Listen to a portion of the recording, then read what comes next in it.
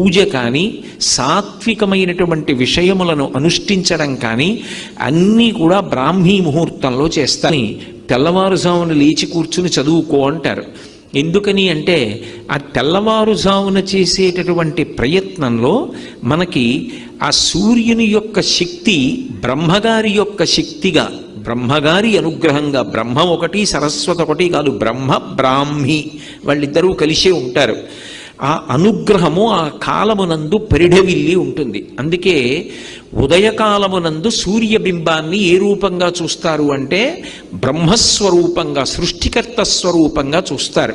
అదే మధ్యాహ్నేతు మహేశ్వర.